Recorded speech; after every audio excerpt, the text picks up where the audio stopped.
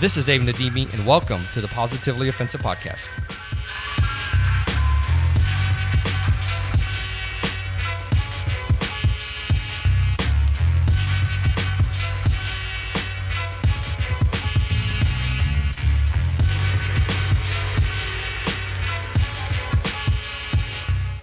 I'm Abe Nadimi, and I'm here with one of my best friends, John Bielamowicz. I love his last name, and I always say it like that whenever I pick up the phone when he calls.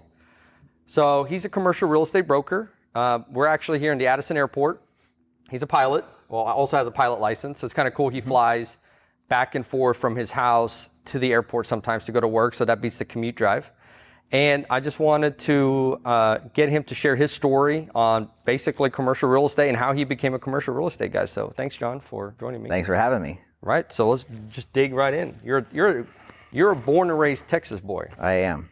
And that was a big part of, I think, wanting to go into real estate is because the company I was working for wanted me to move to Canada, to Vancouver. And I thought that was great. It was a newlywed and decided I wasn't sure if I wanted to move to a foreign country. And so I was studying real estate at University of Texas at Arlington. That's what my degree is in. And decided that I wanted to put down roots to do that. So I started in real estate in 2008, just in time for the bottom to fall out. Somebody said. So right before or right after? Right in the middle of the dumpster fire. I mean, really. I mean, everybody was running for the exits. There were a lot of people who had been doing real estate brokerage and all sorts of other real estate things through the run up through 2006 and 2007. People were accustomed to certain ways of living, had payments to make, spouses that may have been accustomed to a certain standard of living, and then those commission checks dried up. And again, a lot of people were headed for the exits. So I was working in the corporate world through college, at Gap companies. I worked in loss prevention and started as a part-time associate and worked into that role. I had I was interviewing to go into real estate. I was going to have to contemplate giving up my salary and going straight commission, which is it's a major, at that time especially, it was a major barrier to entry. And I was tough. Had a situation where I made a decision that let something get outside of my control that culminated in, if I would have really hung on, I think they would have had a hard time firing me. But I ended up resigning, and it was the kick in the rear that I needed, frankly, to get me out of the corporate world and into real estate. That's what I wanted to do, but for the leap that was, it might have been exactly what I needed, and it might have been one of the best things that ever happened to me. At the time, it was not. So you're married at this point. I'm married. I'm newlywed. Right. Not even 4 months married, I think. So talk about feeling like a failure. I mean, I put myself in a really uncomfortable position. That if I had played my cards differently, that I would have had more say in how that was going to end. So I made the best decision I knew how. I left on good terms and jumped right in with both feet into real estate. And did you do any residential? No. Housing was.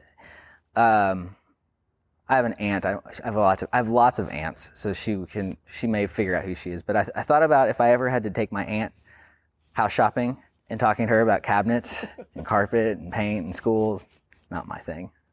That's why I do industrial. I started in an industrial brokerage, tenant rep, which it's a box with doors. It's got roads that are going to have a certain proximity to a freeway. It's going to have an office component. It's more about an equation of making something fit and suit the needs of somebody, but there's less emotion in that decision. And having a real estate degree, I've always looked at it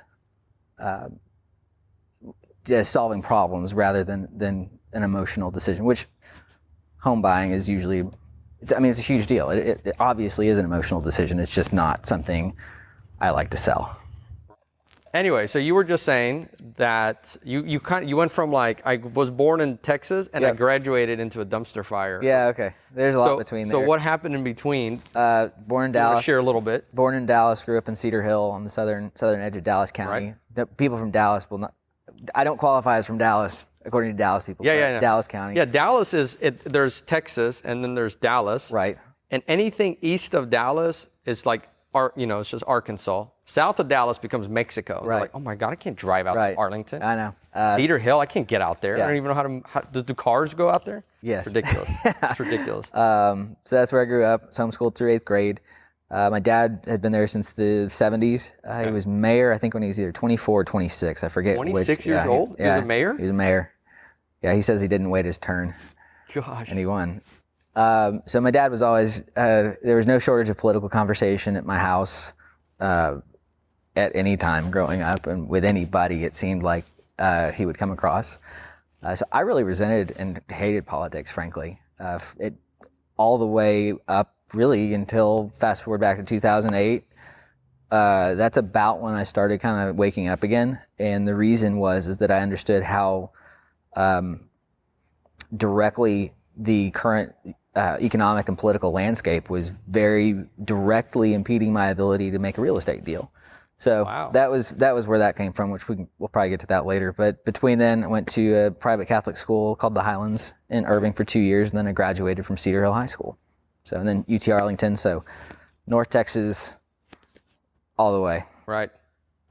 Similar in a little sense, but so the interesting thing there is that I always consider, when I think of like politics, local politics especially, you're always like one of the first people to come to mind. And to know that you hated it growing up was actually pretty shocking to hear. I still hate local politics. Really? Yeah. It's just really funny because you know all the people that are running, who their campaign manager was, where they stand on issues. Yeah, local politics is where you go to get a bloody nose. And if you try to change anything, you might get more than a bloody nose. They didn't know where you live, right? Right. No, state politics. I'm probably more involved in state politics than local politics. I think that state politics are still. It's an area where the threshold to influence policy, if you have a good idea, it's still accessible. People feel like government doesn't listen, and for a large part, when you look at the congressional level. It's such a big thing to influence as a single person.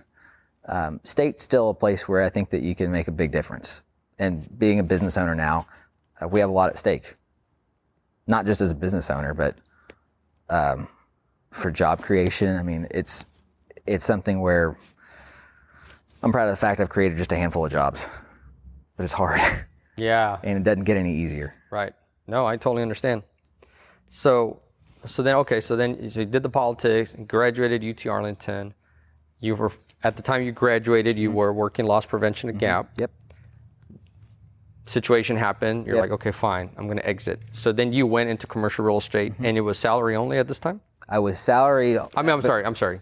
It was commission only? It was commission only. So you are how old at this time? I was 26. So 26 years. No, I was 25. So 25 years old, commission only, just got married. Yeah. Which is interesting because my brother and I actually went to high school. Turns out that we went to high school with your now wife. Yes. It's awesome. Yeah. Small world. It's really small world. So what was your feelings when you were ready to make that transition? Part of it was I felt like my back was against a wall, and it was, fight or flight. I was going to fight. And I fought through a down market. I figured out how to cut my overhead. My wife was hugely supportive in that, and as much as I credit the fact that I just got out there and hit it every day, my wife at home and with her salary job, putting up with that for as long as she had to put up with that was a huge part of my success. At least to not wash out. It was funny, the COO of our company, he'd ask kind of how you're doing, but he'd ask more often than not, how's your wife doing? Not because he was particularly interested in my wife, but he understood being in the industry as long as he had a wife barking at somebody or spouse barking at somebody about, especially in that time, I'm sure he saw how much not money I was making. Right. I signed your checks and I haven't signed one in a long time. Exactly. And she stuck with me through that. It's a huge part of this. Yeah, I don't think it's really possible to do this, being any kind of an entrepreneur with an unsupportive spouse. No way. I don't even know if that's and how I that think would be. People who are successful, recognize that. And unfortunately, a lot of them don't last through it. So it's an important anybody who's getting into business for themselves needs to think about that and needs to know what they're signing up for. And sometimes they don't necessarily need to know what they're signing up for, but they need to have that level of commitment. So what did you think you were signing up for? What do you think Molly thought she was signing up for at this time? It's easy to go backward and say like, hey, this was a good move, but I have no idea. To me, I guess it was the only other thing that I had any idea of how to do. It was my degree. I could at least speak the lingo. I understood terms. I knew how to run a financial calculator. So I had that foundation. I didn't know what else to do. So that's what I was going to do. Most people who made as little money as I made in that first year are smart enough to go do something else. And I don't know if I was too dumb or too stubborn, or maybe both. So in 1 year, are you willing to share how much you made that first year? Well, I didn't make any money. If you actually want to look at it on a tax basis in terms of what my expenses were, I had $5,000 in revenue that first year. 5,000. 5,000. And the next year? I don't know. Better than that. Significantly better? So, yeah, it was probably getting close to a teacher's salary at that point. I don't remember, but right. We were eating, and you know, I remember that first Christmas though. We had no money. We made salsa. We made salsa for everybody. Really? I remember going to the grocery store and buying and picking out the canned tomatoes in the big jar, and the big 50-cent bunches of cilantro. Such a great story. Yeah, I mean that's what we did, and it's funny because you and I were talking about this on the way down about success. Yeah. I don't really feel that successful. I know that I'm doing better than that. This is all a process and a continuum or a circle or whatever you want to call it. But I remember that. I don't dwell on it, but I remember it. Yeah. I think it's, I think a lot of entrepreneurs go through that, right? Yeah. And I don't know, I don't know if it's the dumb way to do it or the smart way, right? It's just the way. Because it's a way. You can almost say another way to have done it is to apprentice with somebody, right. Learn a lot of the craft, right. The network, but at the same time. That's a true statement. I mean, and a lot of people who are in my industry do that. They go work as a junior broker for somebody, but me, I asked them actually if I could come in as an intern. I was wearing them out, and they said, we're up to our ears in interns. Oh, okay. And I said, well, what if I came straight into brokerage? And Sam, the guy who hired me, real gruff voice, Greek guy, he said, send me your resume. I was up there with my resume within an hour on his desk. So what's the risk? What was his investment in you at this time? I mean, you think about what it costs to run a company in terms of desk costs, keeping the rent on, I had an assistant, a printer. You don't think about what printer toner costs until you have to buy it. I know, right? I used a lot of it, chasing a lot of, printing a lot of flyers out. So, I mean, their investment in me was the time, was the training. They had professionals taking time out of their day to come train us new guys. And so that was their biggest investment in me. And the fact is that very few people, I talked to another one of the big brokerage shops, knew who one of the managing partners was there, and I got a hold of him, and I remember what he said is that we were just not looking for any more mouths to feed. So we might talk about an experienced guy, but as a new guy, they weren't even willing to make the investment in me.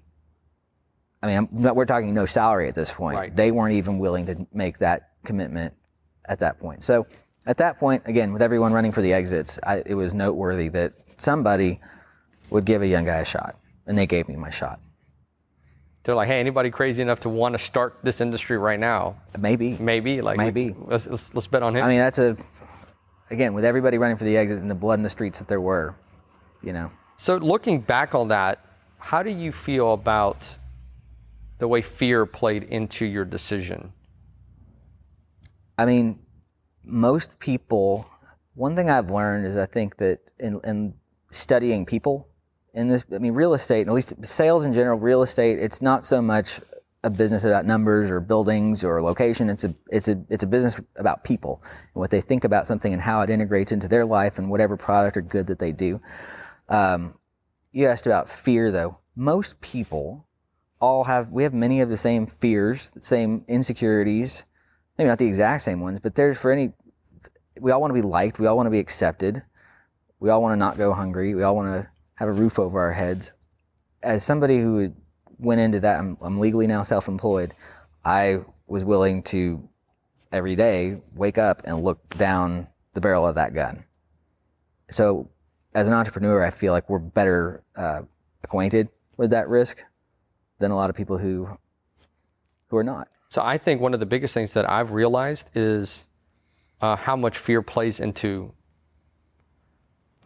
decision making. I'll just say that, whether it's not doing something or doing something right. Like some people are able to overcome it somehow, Right.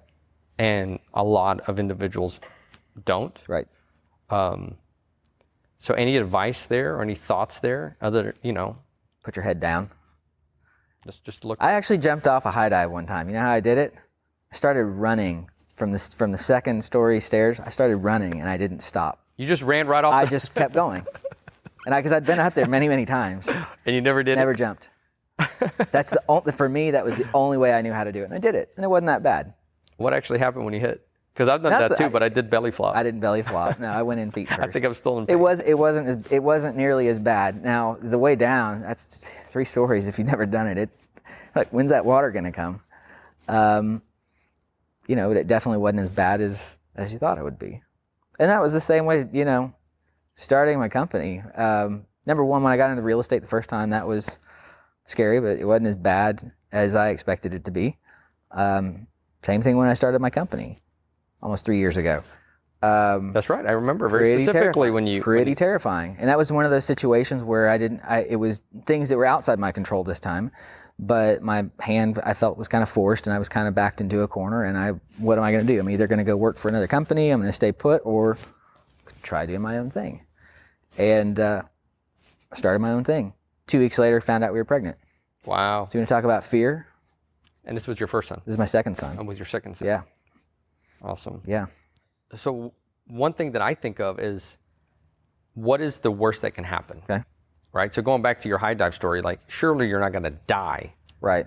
Right? Right. I mean, you got lifeguards probably Right. around or whatever. So Right. it's like thinking about going to do this, what's the worst that can happen? And now that I've gotten more bruises on me, Mm-hmm.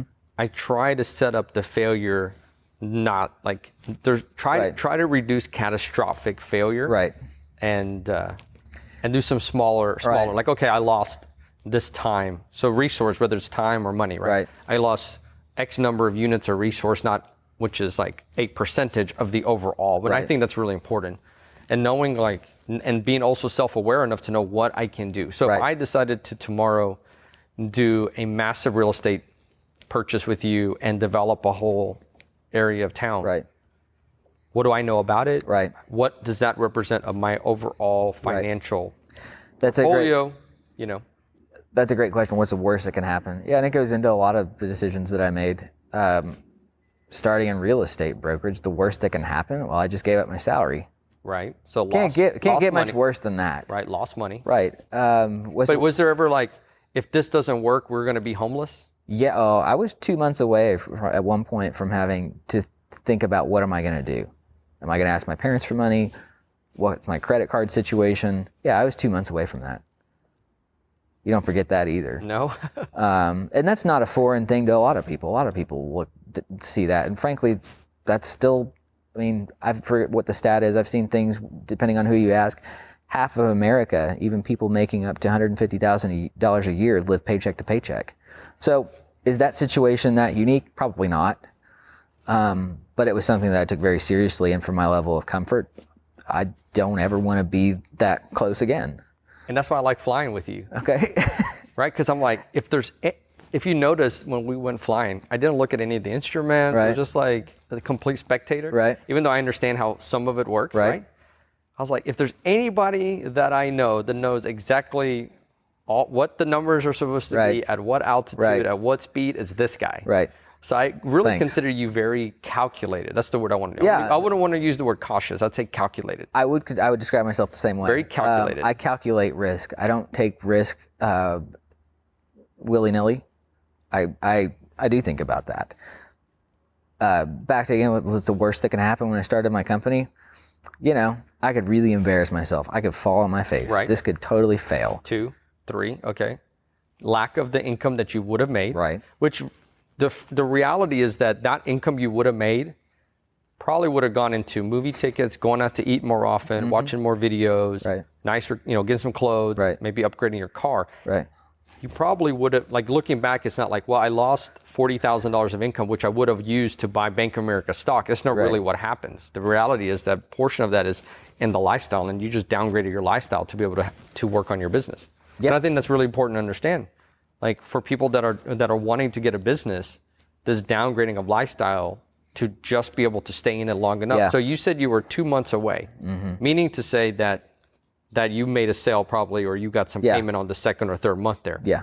So what if you would have stopped so you're 2 months away, but your paycheck showed up 4 months later.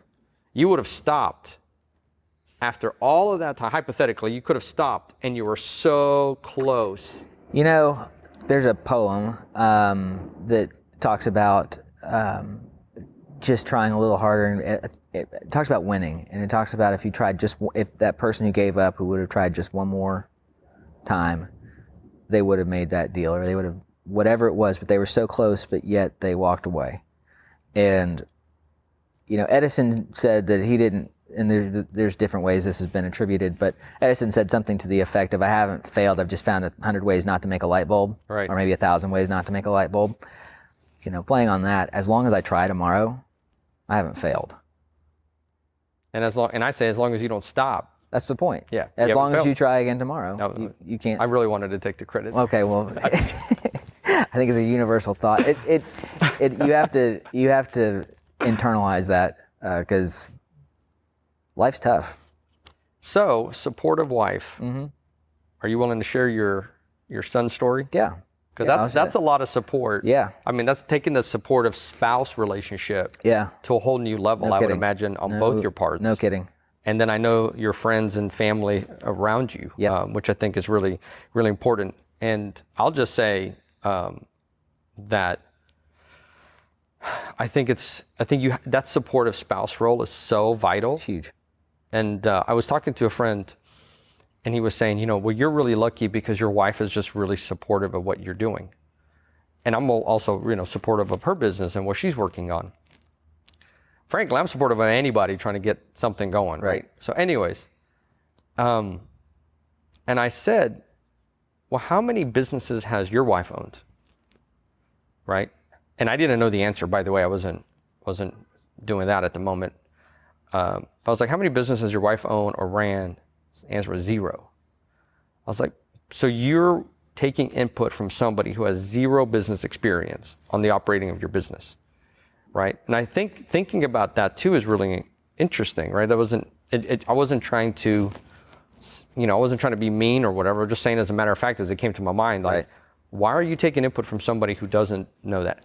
Also, why are you taking input from somebody who doesn't make money, right? Whether it's a man or a woman, that's not the point. The point is, like, the person that you're going home to check your plan has no experience in this. Why don't you go ask the people that have experience in it? Right. And that individual had just asked me to be an investor on a project that he was working on. It's like, it's so weird to me that you want the money investment, which I got from, working, but you don't want the input on how to set up yourself so you can make, live your dream. I'll just say that, right? So whether it's making money or whatever you're trying to do, but so you can go all in on your dream. And I just thought it was so interesting. So listening to someone who doesn't have any experience and not listening to someone who has a little experience. Right. Anyway, so yes, your story. So the story about my son? Yes. Yeah, okay. So keep in mind, this is started my company. 2 weeks or so later, find out we're pregnant.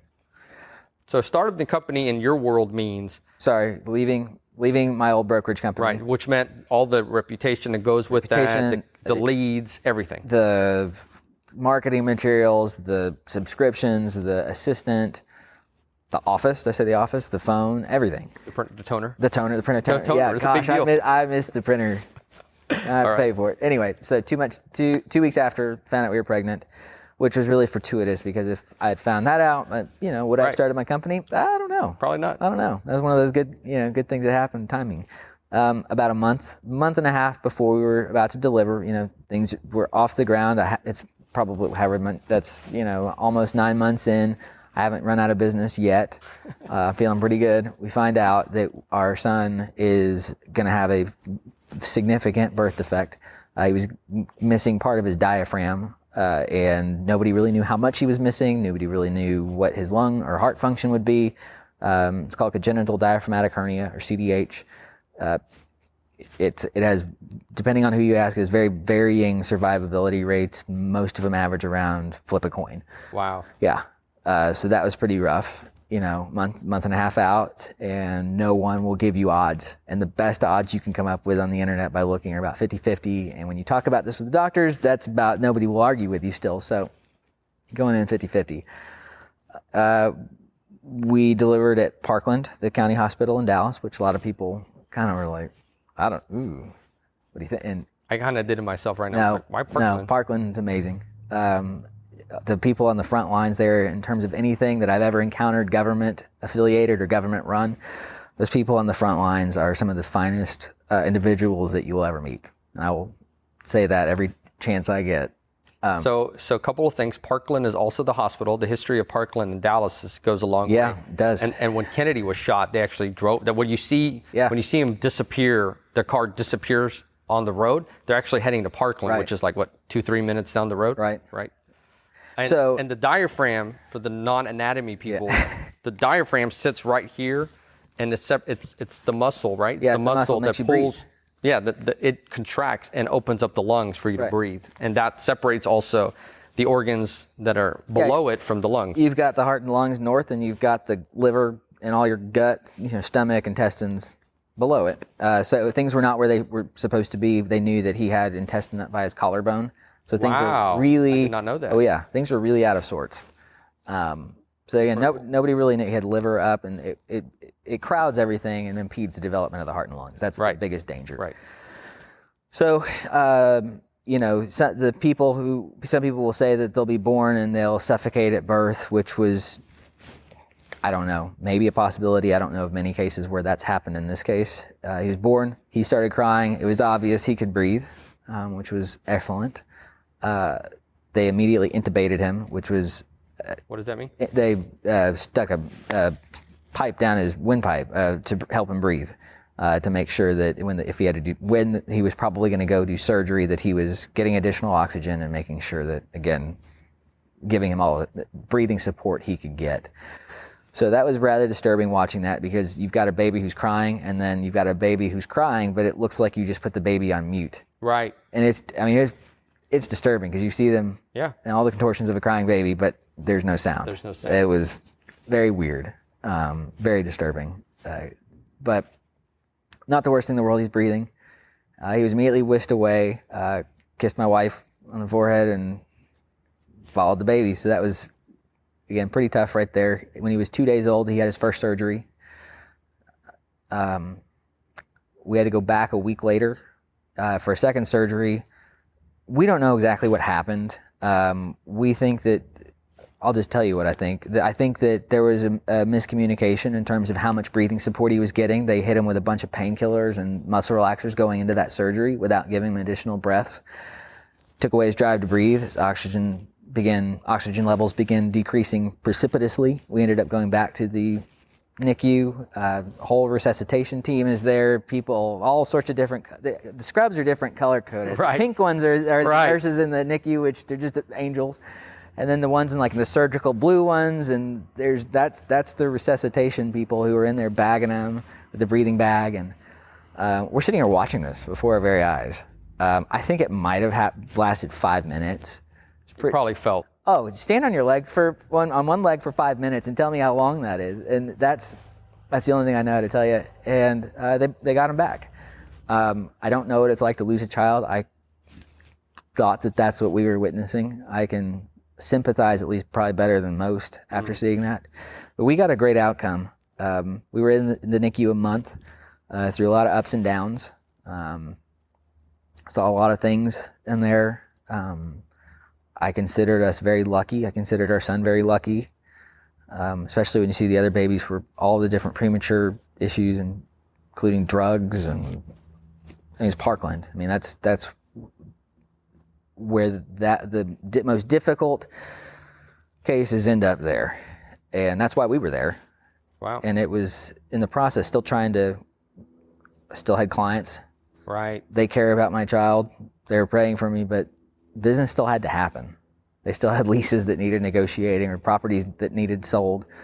So dividing my time between being a dad, being there for my son, being there for my wife, and then being there for my clients was a balancing act that was very difficult, but we did it. So what does the term work-life balance mean to you? Does it have a meaning?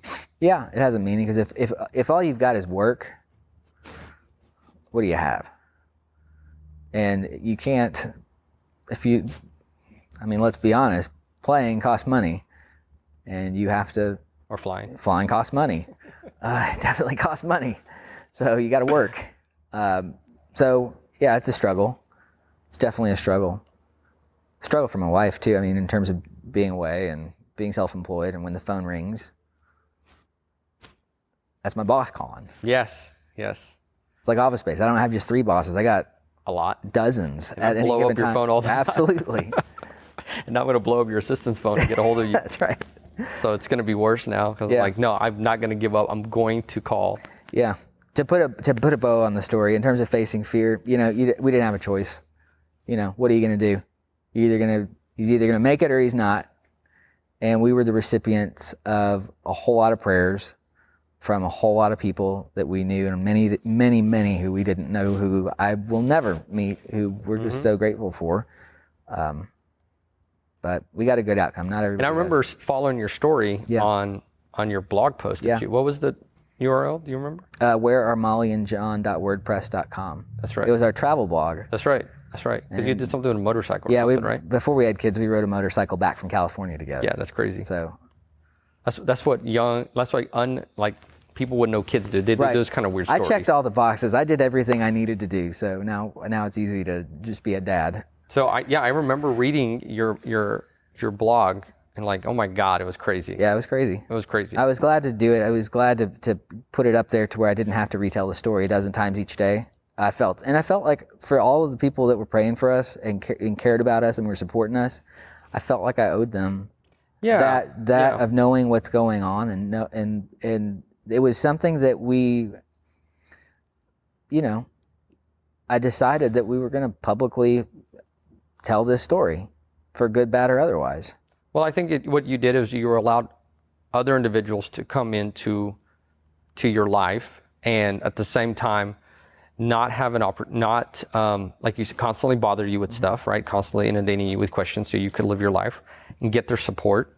And from my perspective, I'm reading this thing, and now it's different, right? Like you can go and read this stuff in hindsight. In hindsight, I go back and read it. I don't know how I did it. Yeah, and I'm reading this going like, oh my God, this is so bad. You and I remember thinking about that, going to bed at night as I flip through this thing like, holy shit. Yeah, you and I have talked about religion before, and this was something that it tested my faith. Tested my faith in God, and the thing is that I've learned through this, and just the experience of being self-employed, that God doesn't give you anything that you can't handle. You and I have talked about religion from time to time, and this whole experience with my son in the hospital, it required. I said a prayer early on in that before we had him. I was like, God, if you're trying to get my attention and tell me I'm not in control, I got it. Message received. And there was nothing I could do to influence this. So when you were receiving prayers, were you receiving only like white Protestant prayers, or I don't know? Were you praying for me? Brown Muslim prayers? See, I think that's an interesting question. Did you ever think of it that way? No. Well, actually, I sort of did. I mean, I think I told you I went to the Middle East, to Israel. Mm-hmm. I made some friends over there. They're Jewish. I know that they prayed for me, and they prayed facing the Western Wall, and I know that they're praying the same God I am. We share Abraham.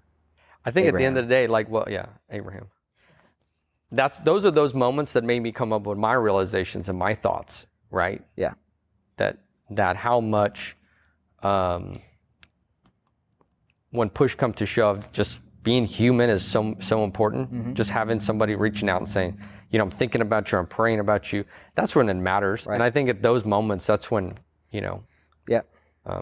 There's all this stuff. I mean, I think you hear about it on TV a lot right now, or the news, and they're only highlighting, of course, the negative, because that's what the news is. Because we all watch that. Because that's what we want to watch, the train wrecks and the NASCAR race crashes and stuff. But the reality is, like, people have always been able to connect with other people, you know, and at these difficult times come together. Right. So going back to your blog, one of the lessons that I've learned is that so little interaction happens on your blog, but you know, you may have had a few comments or a few posts, but in reality, you might have had, you know, hundreds of people reading. Yeah.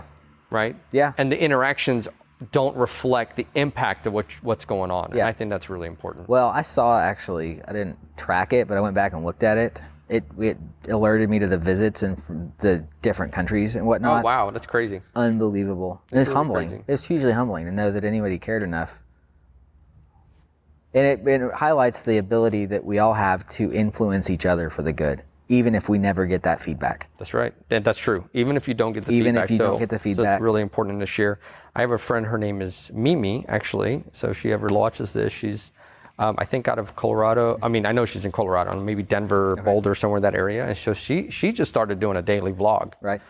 And it's interesting, like, I all of a sudden could, like, keep up with her a little bit through her video work. And she's probably wondering, and I think she actually said, like, I don't know if anybody's watching this. Right. But that's the thing, right? And so I've started to be more active, to at least put a like or a comment or something, because you're just sitting there and you post this and you never know what's happening. That, and when people post cool stuff online, people post enough junk. I'd rather reward the people who post the engaging, interesting stuff and not the that's absolutely true bad too. stuff. So, thank you for that story. Like, let's close off with, you know, kind of where are you at now? How can people reach out to you? How can they help you? How can you help them? So forth. I mean, most obvious thing that comes to mind is my professional capacity as a commercial real estate broker. And that's a two-pronged thing. People who are looking to get into the real estate brokerage world, today's actually a really good time to get into it, a lot better than when I got into it. So you can get your feet underneath you. And the other part is obviously hiring us to do anything from leasing an office to selling a piece of land, finding investments. Are you quizzed a lot by people with different questions about real estate? Yeah. What do you think we set up, like not a weekly necessarily, but a periodic? I would love kind to. of more like a Q&A session with you. Love to. We've actually talked about doing that. We're gonna maybe do it on Wednesdays. Wednesdays? Call it Real Estate Wednesdays, because nothing starts with W. That's perfect. Yeah. Why not? Why not?